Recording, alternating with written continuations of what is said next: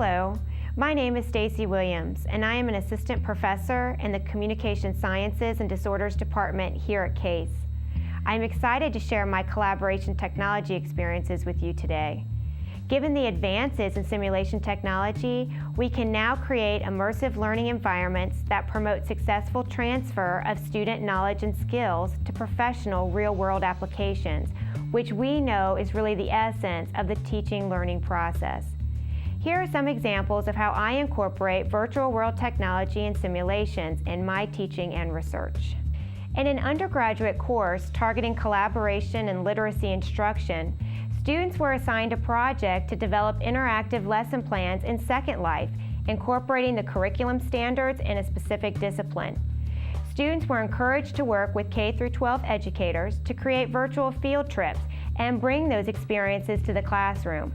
The result of this project really was twofold, and that the higher education students learned the importance of situated learning practice, and the K-12 educators and students experienced the discovery of learning in a dynamic and immersive nature using SecondLife. My research also focuses on the development and implementation of immersive simulated environments.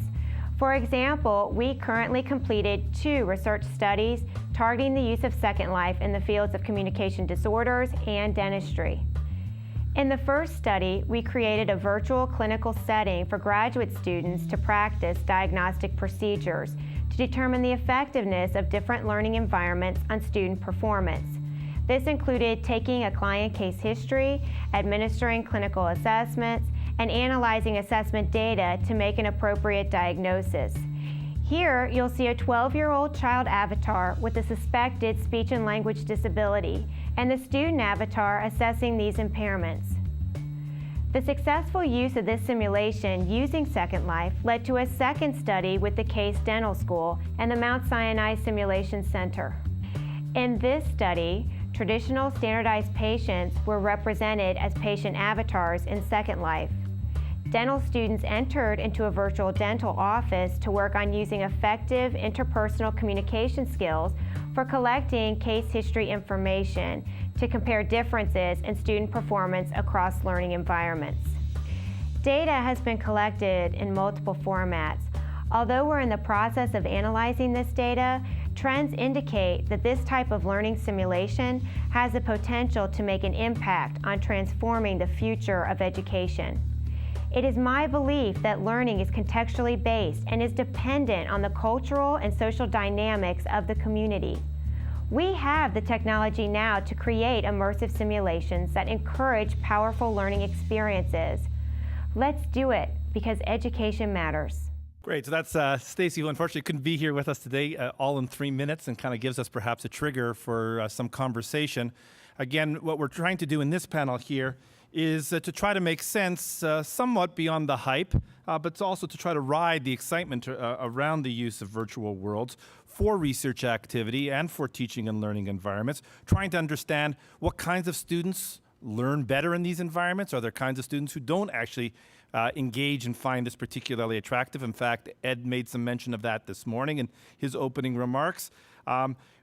Obviously, in addition to those kinds of issues, we're very much interested in trying to understand what kind of learning really can take place inside these environments, which perhaps is different from the kinds of learning that happens in other kinds of environments, and to try to better understand that. Again, we're early on in our understanding of the ways in which these environments work. We've got 3 experts on our panels who have both lived, worked, played, written, and theorized about it. And so with that, I'd like to give the first 5 to 7 minutes over to Ed, and then followed by Cory, Mark, and then I'll invite them to some dialogue and then ask you to join us. Ed's going to turn this over to Cory way before 5 or 7 minutes is over. Go for it, Ed. Thank you, Lev. Thanks for coming by, folks. We appreciate it. I am the rabbit flying down the hole as we speak, and he's on my shoulder here. We're not projecting it just because it would be so bloody confusing that we wouldn't be able to keep track of it, but I'm watching myself and the panel on the web, in SecondLife, and I think I'm here as well.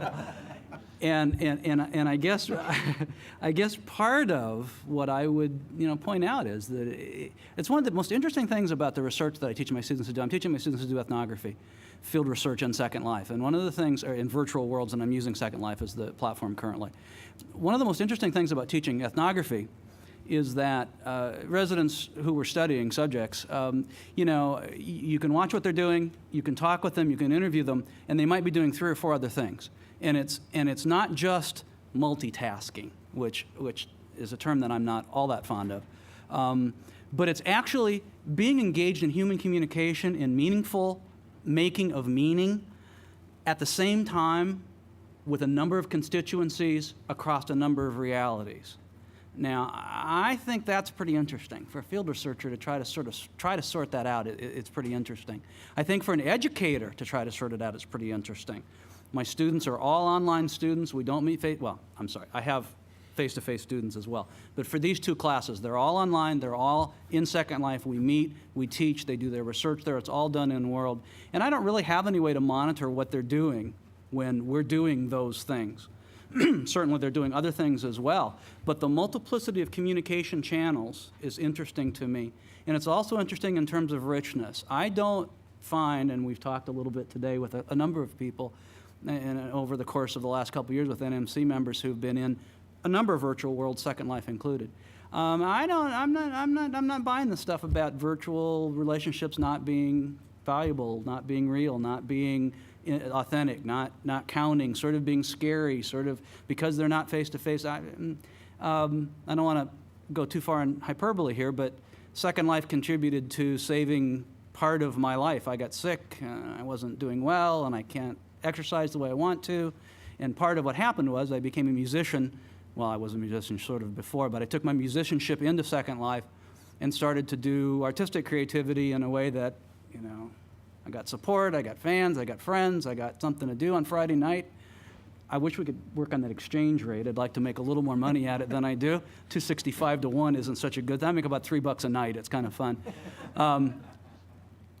But those folks who support me in my recovery aren't virtual. They're people clicking mouses who really, at this point, for whatever reason, care.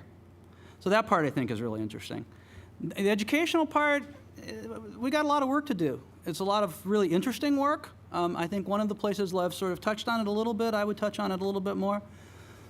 I don't know where you are. Well, I know where you are, but I don't know where all of you are. Some of you are from other places. I know where I am. I know, without my colleagues who are there probably listening and criticizing everything I say, we don't do assessment very well. I think there's a lot of places in this country that don't do assessment very well, that don't do learning assessment either at all efficiently or very well once they get the data in. And then, okay, then there's another level to that. How are we doing on assessing online learning? A little less well. Okay, how are we doing on doing assessment of online learning in virtual worlds? I think hardly at all. And when we do, I think somewhat poorly, because it's a new environment. But you folks know as well as I do, there's pressure all along the pipeline for assessment and standards. So there are some issues there. The future of education, I'm going to have to, it's kind of hard when the guy invented it, okay? Sit next to you. But education. No, Fantastic. this particular environment. Yeah, well, Al Gore invented the internet, so I'll just stand in line. There is, for me, a pretty big bang between open source and proprietary, and where we're going to go on that, and who's going to own what we do. And at this point, and I don't even want to talk about it in terms of intellectual property, though I do. I teach that as well. But at this point, this university, in a wonderful way, has picked up not everything, but almost everything, and dropped it down in a world that he used to help own. Let's use that as a segue to invite Cory for comments. But just as he clears his throat, share with you that there are assessment tools in paper beside you. Actually, we have a dedicated PhD in assessment in our academic technology group, and we take the challenge very seriously, not because we know exactly what all the outcomes need to be. But thanks, Cory. which is, of course, why the most cutting-edge technology here is being applied to the assessment technique of, here's a piece of paper, please fill it out. So I always find it a little bit like wandering into the lion's den to speak to educators about education. You know, despite wearing the uniform of a USC professor, you know, I am a computer scientist and electrical engineer by training, certainly not an educator in any way, shape, or form. I spent, you know, the last 7 years building SecondLife, in the last 4 months teaching a class at USC and also doing a series of faculty lectures at Annenberg on these topics. You know, it's so interesting to hear you lead off with the question that there are people still convinced that somehow the relationships between people aren't real if they're technologically mediated. I would challenge you to defend that assertion if you were using the telephone as the technology of connection rather than a virtual world.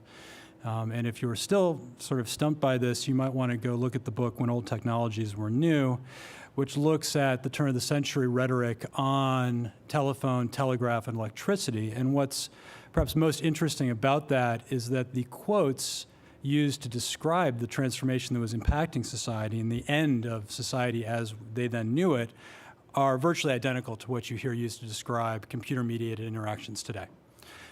Down to the lingo used by people on the in, you know, the people at that time who understood electricity and the telegraph, to talk about those who did not, are virtually the same jokes you hear that the in-tech people today use to talk about those who refer to it as the internets or go to work on the blogging. So, you know, this is certainly not a new phenomenon. When we allow people to connect at a distance using technology that is new, we go through this transitionary period where those not steeped in the technology tend to refer to it as something new, scary, and transformative, and those who are growing up within it look at it as a standard of their lives and really couldn't understand how we'd operate without it. So you probably know better than I how not new much of this discussion should be. What brought me into a lot of contact with educators, particularly what was then Jim G's education group at University of Wisconsin-Madison, was an unusual statistic from within SecondLife that we uncovered while doing research and trying to understand user behavior. If you look at the web as a whole, and this is a very difficult statistic to tease out, USC has been doing some longitudinal studies and probably has the best number. About 8 to 10% of those who use the web, at least among US users, have added to the web in some way, shape, or form. So this means you have a blog, you have a web page, you've uploaded a picture to Flickr, you've commented on a website. As you'd expect, the participation rate is somewhat higher among a youth audience than it is among adults, but it's somewhere between 8 and 10, maybe 8 and 12% for US users. So probably a little lower than that worldwide. Wikipedia depends a lot on how you count it. Most numbers look at about 2% participation rate, so the number of people who have read or used Wikipedia versus edited it, though that number is perhaps misleading because the vast majority of edits are edits for style and not for substance. Now, certainly style is important. The fact that Wikipedia has a consistent appearance is a useful aspect to it, but most of the edits on it are that. eBay would be another one you could look at. About 2% of the people who are members of eBay have purchased something, or sorry, have sold something on eBay versus those who have purchased. And so you tend to see these very low participation rates in anything you can interact with. If you look at conventional media, it's 0, right? The number of people who watch television at 4 billion, those who have added to television, 0. So what's interesting about SecondLife is in any given month, about 60%, that's 60%, of the participants create something from scratch. So that's open a blank avatar, open a text editor, res a cube, and start editing it. And we were very confused by why that number was so high and why that number has stayed consistently high from about 200,000 total users up to the 13 million who have used SecondLife so far. And I don't think we know the answer to that. I don't think anybody knows the particular reasons why. It's certainly not because SecondLife is so incredibly easy to use. It's certainly not because SecondLife runs on every computer and is easy to get access to. It is not any of those things. As for guesses, or hypotheses as for why, it certainly appears that most of the learning in Second Life occurs amateur to amateur. In other words, people are learning from each other, not through formal learning practice. And that's pretty interesting, because here you have people learning to do things that we would otherwise consider very difficult. 3D modeling, creating fashion, writing code. 15% of the users who log into Second Life open a blank script editor and write code. 15% of a gender-balanced middle-age audience write code. I mean, this is an astounding number if you talk to computer science instructors. They would have been psyched if they got 0.15%. And so I think from an education standpoint, some of the most interesting questions are, what are the channels that are being used? What are the mechanisms that are happening? You asked us to react to Stacy's talk. I thought the most interesting line in that was that it, quote, promoted successful transfer. Transfer, of course, being the dirtiest of all education words. And I'm glad that we're going to get data on that, because I think that it's very easy for many of us, and myself included, to make claims about transfer. And we now have enough people using these environments that we should be able to start getting good data and really start understanding what the opportunities are to leverage these spaces to really change people's lives in the real world. Thanks, Cory. Mark, some early reactions, either obviously to Stacy, but perhaps catching a riff off of Cory and Ed? Yeah, this will be a little bit out of left field, but since we're all human beings, may be important. My interest in these sorts of... Yeah, that's right. My interest in these fields is what is a human being? I work on higher order human cognition. I'm a cognitive scientist. And there's a tendency to think that we know what a human being is, and a human being is sort of essential and technology is external.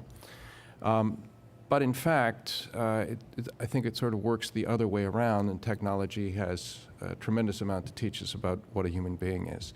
That is, when I started in the very early 70s as an artificial intelligence programmer, what we thought was that the things that felt as if they are hard to us were the things that were hard. So programming a computer to play chess would be hard, because it's hard to play chess, or automatic theorem proving. Whereas the things that would be easy is getting a computer to have vision.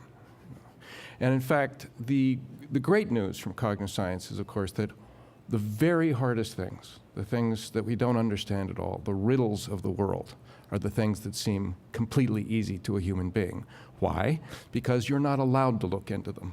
Your brain is not built so you can understand what you're doing. Almost everything that everybody thinks they know about vision, language, standing up, gesture, identity, and so on is demonstrably wrong, and this is not controversial. What happens is a little tiny bit of it pops up into consciousness, which is a lame little read, and we take that as the scientific folk theory. So it seems, for example, as if you're looking at the world and stuff's coming in and colors are out there and you're seeing it. How do you see? You open your eyes and you see.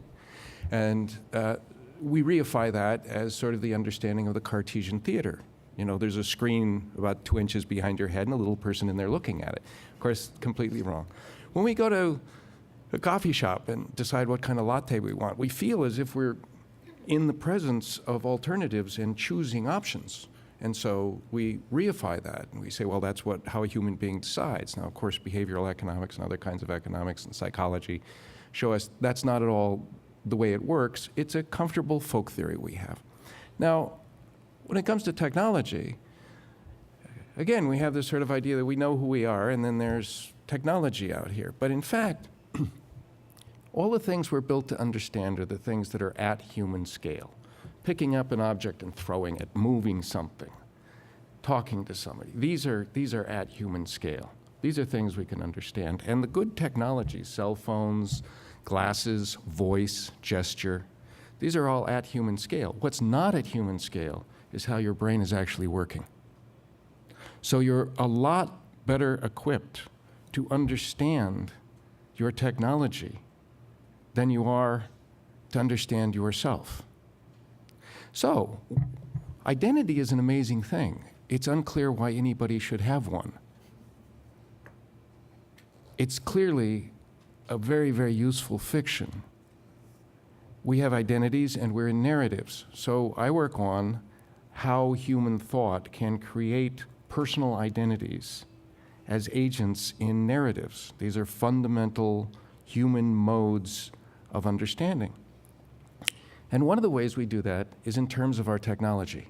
So for example, voice is a technology, gesture is a technology. It's easy to conceive of the self as an internal speaker. Books and writing are a technology. And Hamlet says, within the book and volume of my brain, we're writing something down in memory. The way we understand our identity is by blending it with the technologies that we have created. Fast forward, we do this all the time. We are the most imitative species. We want to know, should I be a professor? You do a simulation of yourself as a professor. It's offline, it's imaginative. You think, hey, yeah, that's pretty good, I'll go for that. You make real decisions about your life on these kinds of fabulous blends you put together. You see somebody getting married and you say, should I and my girlfriend be doing that, right? And you run the script in your head. And she says, when the line comes, I do, she says, I do, or she says, I wouldn't marry you if the last man on earth. And you can recognize that there's something true about that and make decisions, either to try to make this real or get out of it. Well, we're built to make these kinds of blends. These virtual technologies are at human scale, more than our own identity. The avatar is a blend into which you project yourself with the technology, and you can get backward projections. You can constitute your identity in large part by running these blended identities. This is what we do in play acting, this is what we do in imitation, this is what we do when we imagine a scene, this is what we do when we're envious, this is what we're built to do. There's some interesting aspects of Second Life, just one mention. Usually, when you are making a blend of yourself and something else, you can only blend into it what you can imagine. But when you have an avatar in Second Life, for example, and you walk up to the piano, now I noodle around with the keyboard, but I can't really play the piano, right? But I can touch a button, and now my avatar is sitting there playing the piano. So the thing I am blended with now has action patterns, now has capacities that I actually could not project into it. So the basis that I can use for imagining myself now is collaborative. Other people are participating, just as when I'm watching an actor or somebody else and blending myself with them. So I'm very interested in these virtual technologies, not as things external to the self, but the things through which we in fact are built to constitute ourselves, including our conception of ourselves as a student, of ourselves as a teacher. This is not just a projection device. I'm already a teacher, let me use this to publicize it. On the contrary, my identity and my capacity as a teacher can be a result of using that technology. There's one other aspect, and that is I'd really like to see Second Life used as a laboratory for behavioral experiments in cognitive science. Right. And we've certainly spoken about that, Mark. And I think what I'd like to do is ask both Cory and Ed to, I saw them nodding and jotting down notes. I want to give them back the floor. The question that comes to my mind, which if we don't get to right now, I'll ask again, which is, to Mark, to Cory, to Ed, to what do you actually attribute thinking about our collective identity in the academy? To what do you actually attribute the kind of demur or the kind of wholesale, sort of, if not rejection, then significant skepticism on the use of the platform for purposes of the explorations of the kinds of things that you folks have all chatted about in this first go-around? Why is it that is in terms of our collective identities, we've chosen to perhaps sort of to try to build off of Mark's note that we see ourselves in our physical identity in the classroom or in the seminar room, and we have a real hard time as an academy thinking of ourselves in any other kind of fashion? Is that something unique to us as of those of us who've self-selected into the academy, something to think about? Ed or Cory, do you want to just sort of jump in on things you heard in the first? Cory did a little historical thing, and it ties back to something that was said. Every age sees representationalism as more and more scary. Plato said that we shouldn't write because it will cause us to forget. On the other hand, he was wrong, because we On the other hand, he was right. There was the encyclopedic ability to remember oral speech, and 200 years later, after the libraries at Rome and Alexandria burned down and all of the books were gone, and we couldn't remember that way anymore, we had to teach it in school as technique, he was right. Now, did the world just stop because we started to write things down? Well, no. Did it all go to heck in a handbasket? And as Cory said, at every century turn, we've had these notions that it's really going to go downhill, folks. I think there's some scary things about this environment. Not this environment so much as the whole Web 2.0 environment. To answer your question directly, Lev, as best as I can, Cory can clearly speak I can't speak at all in terms of how difficult implementing Second Life is, but without ever having even talked to him about it from a user standpoint, it was hard for these guys to make this thing, and it's hard to implement it, and it's hard to use it on the kind of scale that we're using it. And part of the hesitancy simply has to do with the fact that it's young. It's not there yet. It's not ready. I tease sometimes about the company. They could have slam dunked it, shut the door, put it out of reach. They can't. Got some limits as to what they can do. I think we fear. I know what probably the biggest fear among teaching faculty like me are, I think that we are afraid that we're not needed anymore. To be quite honest I think it with was you. this interesting conversation about identity that Mark put on Yeah. the table, and the fact that, in fact, it's an interesting form of fiction or folklore. We're being replaced Right. by our students, by, good Lord, by avatars, by, where's the classroom? And the whole thing is fast. I think there's part of it that's fear. Cory? Well, it's interesting that you mention the classroom there at the end, because there's a sequence that everybody who teaches in Second Life goes through. Version 1, you build a classroom with a roof and doors and chairs and a podium and a ceiling. Then you realize that in a world where you can fly, ceilings aren't all that useful. So version 2 of the classroom is chairs, a podium, and maybe 2 walls and no ceiling. And then you realize that since you can meet your students anywhere in the world, that maybe this physical arrangement is more an artifact of our physical limitations than an optimum one for learning. And you then tend to see a variety of different physical, orientations of teacher to student based on what they're trying to teach. But again, I think we see that in any adoption curve. Movies were filmed plays. How long did it take for the edit to be invented, right? Television as short form movies as the primary form. We see this again and again and again. It takes time. And so a lot of what we see in virtual worlds is importing other media forms and other habits, particularly physical habits, from the real world. In terms of skepticism, I always sort of chuckle at that, because I view the academy as having been the blazing trail of early adopters of virtual worlds, far more so than gamers or industry. And I think that, with Second Life, it's very much been adopted in a bottoms-up fashion, right? It's particular educators, particular people deciding, hey, this would be a useful tool. And in that sense, I think it's been adopted in a very successful way, far more so than if somebody just were to opine one day, everyone must use Second Life, which of course would fail, because the computers aren't good enough, Second Life doesn't run fast enough. There are all of these things that I sort of let off with. I think the second reason is it's very easy to lump Second Life into games, and games certainly within the academy have suffered from the strange duality of, on the one hand, being the source of all ultimate evil, because they can turn an otherwise normal child into a drooling, murderous, crazy person. And then at the same time, games are somehow trivial and therefore not worthy of study. And so, as we've seen over the last really decade, the emergence of more serious game studies programs, I think that that's also been helping people look at really the literacy of games and the understanding of how to even talk about these things and what forms of study you'd need to have. Because like anything else, whether you're talking about games or virtual worlds, it's very easy for people to opine upon the impacts of these things. There isn't a lot of data there yet. And we're only now starting to understand the kind of data we'd like to see and the kind of data we'd like to collect. And we're just starting to see the academy coming into collision with the operators of these worlds and actually getting the kind of data you'd want to study exposed. Great. What we'd like to do is that we're going to give Mark sort of the last round, last comment of this round.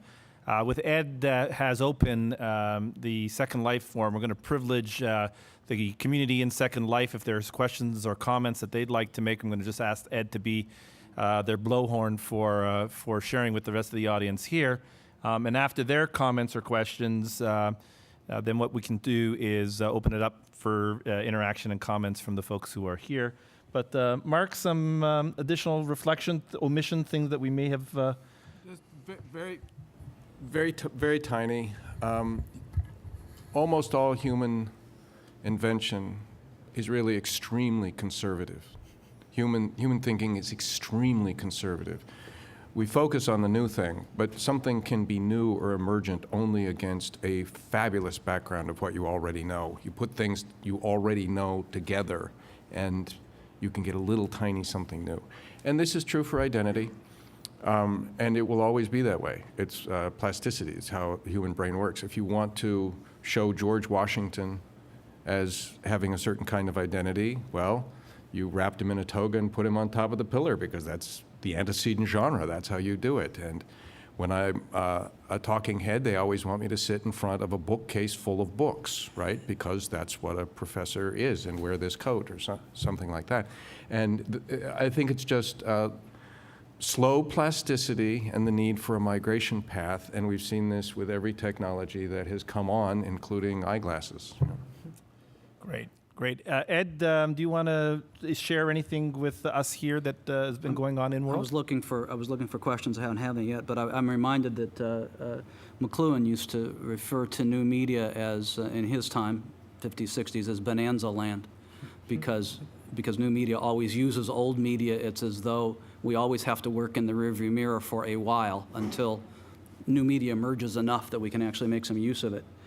This is a question from Jeff Young from the Chronicle of Higher Education for Cory. What is the biggest challenge for educators in Second Life? Is there a chance that this will just be a passing fad? So, well, that's I think, an excellent question. Coming up with only one is difficult. Look, the challenges with Second Life are it has significant technological hurdles for use. And that already makes things difficult for you as a teacher, right? You can't assume that your students are going to be able to run Second Life or that your school is going to successfully run Second Life within its network infrastructure. And that is a real problem. As for whether virtual worlds in general are going to be a fad, I think that's pretty unlikely. Whether Second Life is the one that emerges a decade from now is anybody's guess. But as another step in our sort of, path of improving human-to-human communication, clearly avatars have capabilities, or if you're an academic, I guess, affordances that make them interesting, right? If you look at Jeremy Bailenson work, or a few other folks, we generate higher trust with avatars. We can't help it. They're learning in a place in 3D affects us differently than learning from text, right? These are differences. And if we figure out ways to use them in ways that make education more effective, it's going to stick around. And if not, we'll find other ways to use these things. Great, thanks. Ed or Mark, do you want to comment on the sort of the last part of Jeff's question about whether or not, as a modality, virtual worlds are simply could be a passing fad? My sense is quite the opposite. I always tell people who ask me about this that Second Life is neither here nor there, and then I qualify that with some other stuff at the end. My belief is 7 to 10 years we're looking at a virtual web, 3D, most of what's interesting gets done in that environment. I kind of tend to think it's going to be an elite web, and that there'll be another, what we're used to now, flat, static for people who can't afford the big one. I think that's a little problematic. So Second Life, come and go. I mean, Phil could sell tomorrow. Who knows? Anybody used to use Excite? It's a search engine? Okay. So, On the other hand, there are some ways in which this particular group of entrepreneurs got out ahead. There are some things that are endemic to being there and doing things in this environment that are going to be very difficult to duplicate. For example, you go open source too fast, there are some things about doing Second Life the way you do it that it won't work in open source. So it's going to be kind of a balance, but I don't see it going away. I see our issue at the university, just think back 20 years ago, web thing. In fact, actually, the first demo I ever saw of the World Wide Web, a photographer took me in a room much smaller than this and went from picture to picture to picture to picture, and it was a photographic exhibit. He was a photographer, and he said, "Oh, this is, you can go here, and you can go here, and you go here." I left the room waving my hands, saying, "Who the hell would want to do that except photographers?" That's, how forward-thinking I am. Okay? So I kind of think if we don't figure out how these virtual environments work for teaching and learning, there's some risks there for us. Yeah, something that comes up a lot is this idea that we are on an inevitable path to this 3D web. And I think that we want to be a little bit careful about that. There are things that 3D is useful for. There are things that synchronous communication is good for versus things that asynchronous communication is good for. We still have books, right? We still have watched Amazon.com, a 2D text-based asynchronous purchasing model, demolish real-world bookstores, a 3D synchronous purchasing model. So I don't think there's any question that there are certain styles of interaction that we're going to see dominated by real-time 3D solutions. And whether that's 3D as we currently conceive of it or hybrid 2.5D, I mean, the technology is not that salient to the point that synchronous communication does give you different capabilities. But I think it's almost certain that for consuming large quantities of text in an asynchronous manner, the last thing you want is that text flying around in 3D, or even worse, to be having to enter that text in 3D. It would be like having a keyboard that's flying around, would be not that fun. Though many people have built that technology for some reason. So I think, and again, I think this goes back to where you all have more capability than I have to start doing the kinds of experiments and the thinking around what kind of media belongs where and what advantages can we take in different forms. Ed, did you want to jump in with another comment I had there? a question for you. Okay. The question is, with the emergence of virtual world, web, conferencing, remote operations of physical experimental rigs, et cetera, do you think the classical universities, buildings, campuses, physical presence, will disappear in the future, transforming to be mostly virtual? Well, the simple answer is no. And again, it has to do with a variation on the riff that Cory just offered, in that learning obviously is a multidimensional experience. And certainly we know that even within the traditional brick and mortar universities, there is segmentation in our marketplace. And people choose to come to a great university like Case Western Reserve University because of a certain kind of experience, a certain opportunity to interact, to create lifelong networks of contacts, and as part of the emergence of people's sense of their identities, to try the word out again, there is a sense that this is a tried and true path for creating a sense of what is professional, what is adult, what is growing up, what are the rites of passage. And I think that the institution, therefore, is probably got a long way to go. Will it continue to have to respond to the multiple ways in which technologies interface? The answer there is also categorically yes. The challenge that we face has to do with the predisposition, oftentimes in terms of rhetoric, of creating binary choices. Either we're doing it or we're not doing it, rather than realizing the hybrid realities that we all live with, because the university is an organic environment full of brick and mortar people with ideas that are constantly engaged in dialogue, or that's diplomatic talk for what goes on here, and that is sort of part of it. On the other hand, we want to prepare students for their next 20-year chapter, and part of that will be to prepare them to be able to not only be proficient, but at a place like Case Western Reserve, we hope we can help create a socialization experience while they're here that will actually give them a distinct advantage when they leave our institution and as they come back to our institution after they choose to leave with their first degree. And that's all part of things that can continue to be mediated, in my view, through the instruction. Folks, I would very much like to privilege questions in the room, if that's okay, for the next minute or two. I'm going to take a couple of questions, and then I'm going to give the panel here a chance to respond, because in the past, I've seen people with hands up that didn't get things answered with the time available. And we have about 10 minutes. At the back of the room, just share your name and Pat. Chair of the art department at Ursuline College. And actually, my question is about identities, and so it's more to Mark Turner, I think. But I think that it's silly to talk about Second Life not being here. It's not only here, it's going to go somewhere. But in terms of identity, what is the probability that one would confuse their actual identity with the virtual identity and actually live a psychotic experience?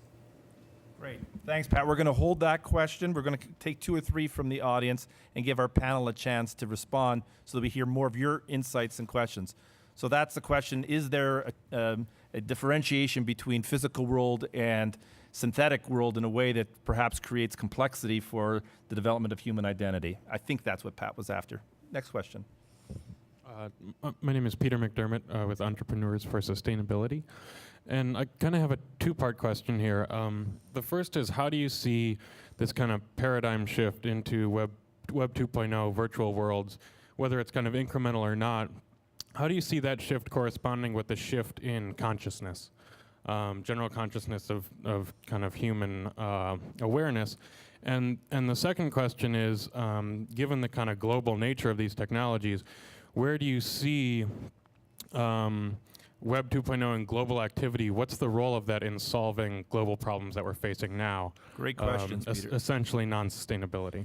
Great. I mean, Peter, that's the subject of an entire seminar, which is just fabulous. One more question from the audience, please. Shelley? Hello. My name's Sherry Loveman. I'm IT director at University School K-12 Boys Independent School. My question is it possible to use your people as a resource if one wanted to do a prototype classroom, let's say, for I'd like to take a teacher and I'd like to take a class and I would like to experiment in Second Life. Right. I'd like to break the class into small groups and have these groups meet in Second Life. I did this a long time ago with online discussion groups, and the head of the English department said that this was transformative because what he found out, this was an English 11 AP class, and we did online discussion on the topic of comparing classic literature, Melville's A Tale of Wall Street, to a contemporary independent film, Bartleby. And, well, it was Bartleby, Tale of Wall Street. And when we did the online discussion with English 11 AP, so these are highly intelligent students, we found that students who did not participate in class participated in the online discussion in ways that he never anticipated. Right. And he said it transformed him as a teacher. And so if online discussion, this was the precursor of the blog, because this happened in the 90s, if that worked so well right. in educating in a class, I'm thinking that if we could take a class to Second Life, for us, we're like used car salesmen. We're selling creativity. We want teachers to integrate. We want them to try the technology, but we have to prove to them that it's going to work. Okay, great. Sherry, thanks for the question. The first 2 questions were kind of on higher order cognition and sort of human condition. So if it's all right, I'm going to quickly try to answer Sherry's question and then go to Pat and Peter's question. And if anyone wants to chime in, first of all, one of the great things that's going on in Greater Cleveland is that all of Greater Cleveland and, in fact, Northeast Ohio has a presence in Second Life. It's called Cleveland Plus.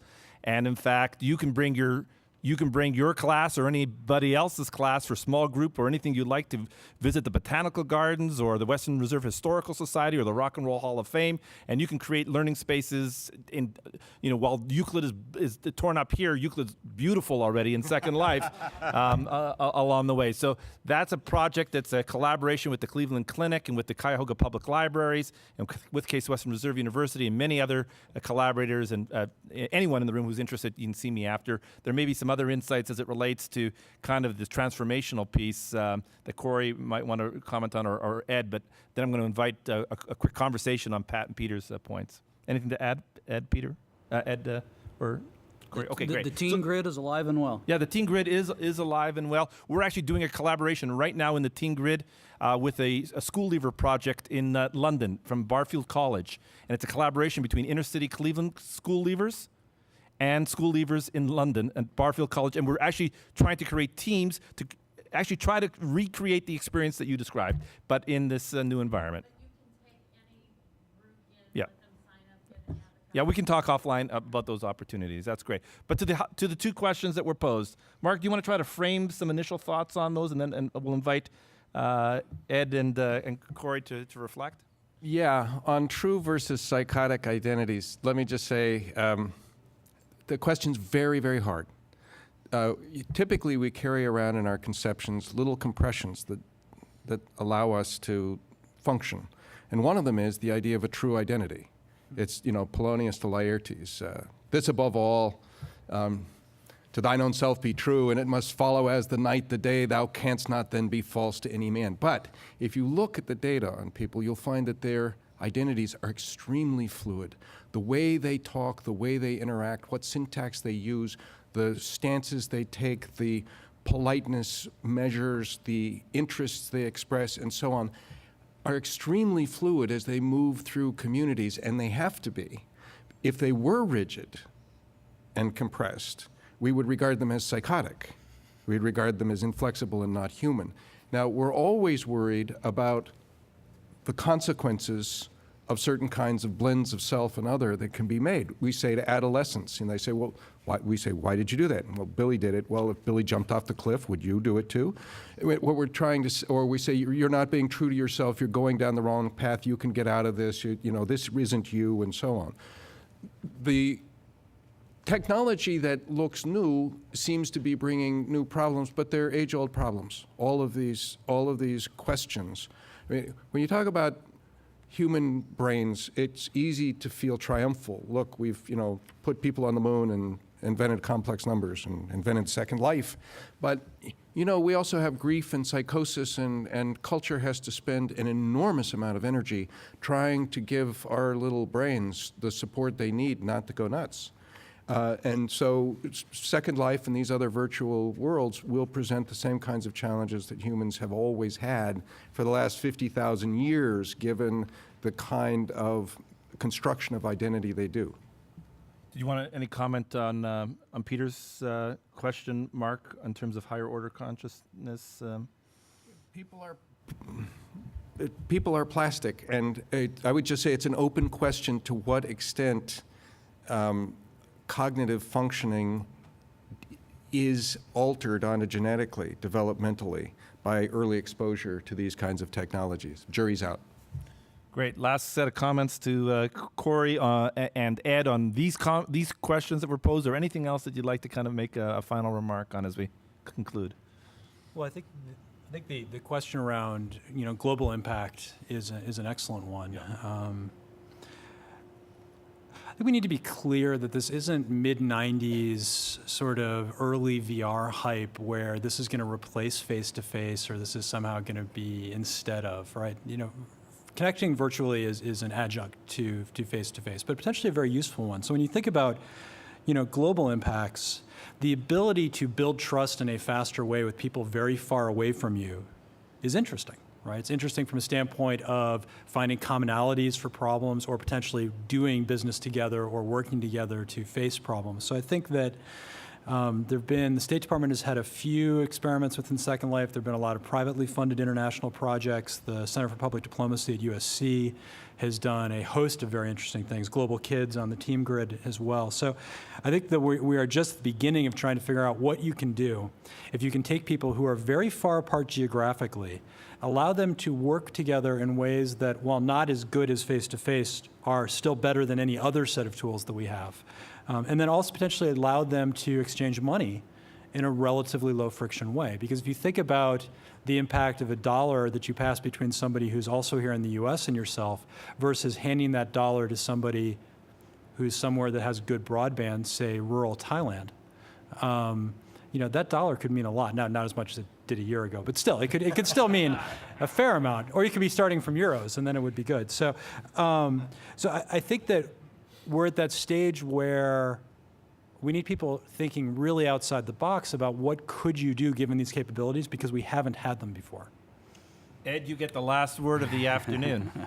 McLuhan said that the global village would be very connected, but not necessarily very friendly. Some places in the world, the villages are the most bloody places that you'll ever find.